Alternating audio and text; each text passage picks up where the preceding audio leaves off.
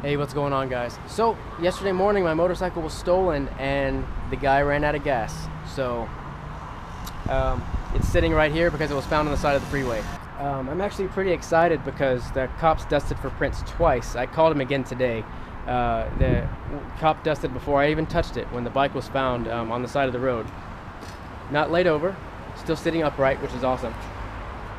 So, when he found it, they dusted for prints. He pulled some prints off of the gas tank. I showed him, he wasn't experienced with motorcycles, but I showed him where I would put my hands to get on it. Hopefully the person that was getting onto it, they would put their hand in the same spot. So, hand on the gas tank, he dusted around the grips, the levers, and then when the officer came today after I found more prints, there were some clear prints that I could literally take a picture of with my phone and get a partial clear print from my phone flash. I have a picture of that, and that's pretty exciting. So that officer actually had fun pulling that print because he was like, yeah, I've got a good fingerprint on this one. He liked that, that's exciting to see when you see a police officer dusting for prints on something and he's like, yeah, this is a good print, you know? People are gonna get arrested. Maybe, hopefully. So it makes me feel good about, there's that side of me that wants these people to come to justice, because I feel that I'm fortunate enough to get this back. People have their motorcycles stolen. Well, there are some people that have their motorcycles stolen. People's motorcycles get stolen every day. And fortunately, mine had 5 miles left of gas left. 5 miles of gas left in the tank. And ran out of gas, left it on the side of the road. He's like, forget this, I'm getting out of here. And maybe they would have come back for it, I don't know. But I got it back. So, and it wasn't stolen from here, it was stolen from like a mile, 2 miles from here. So you could tell they smashed up the ignition pretty bad. They just, I don't know if they put something on it and then just took a sledgehammer to it and smashed it up, but because this is cast aluminum, right?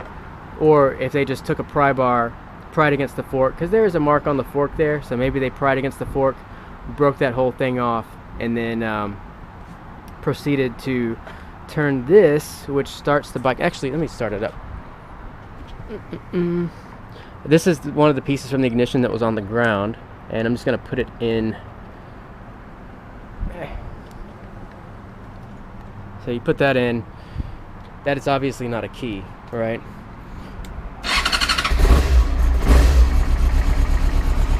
Starts up and it runs.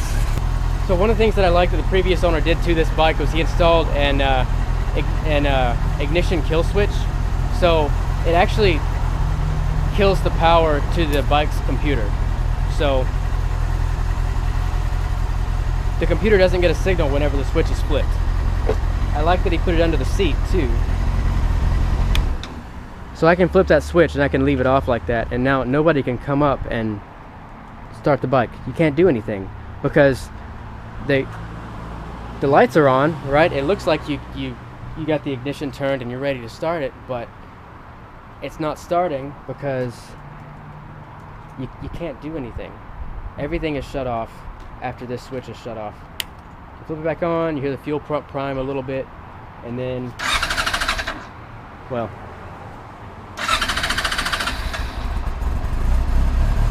carburetors, right? Gotta let it warm up. So that's exciting though. I'm gonna leave that off because right now you can start it with a toothpick. But yeah, these are the ignition parts that were displaced.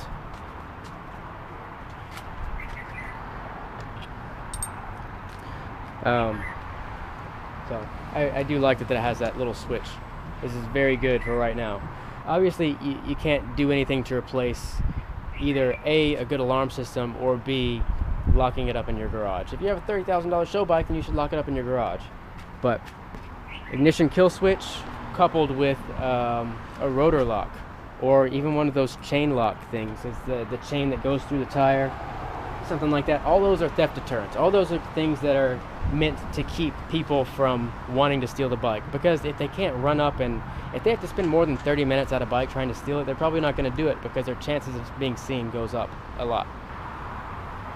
They're going to want to get in, smash the ignition, start it up, and ride off as quick as they can, hopefully in a couple minutes. This probably took 2 or 3 minutes for them to do. Had I had this ignition kill switch flipped, they wouldn't have been able to start it.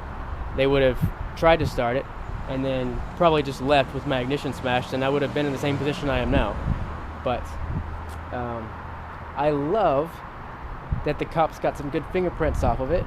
The cop was pretty excited pulling the prints, which is a good sign. So I would love it if the people that stole this come to justice. So the area that the bike was headed, I'm on Oahu, Hawaii. The area that the bike was headed whenever it was stolen and it ran out of gas, it was on Poly Highway. But it was coming from so H1 westbound. H1 westbound, you take the Poly Highway off-ramp, and then it starts to veer right. You go under this tunnel, overpass, not tunnel, but you go under this this overpass, and then on the right was where he ran out of gas and he pulled it over before you have to kind of merge left and get on Poly Highway.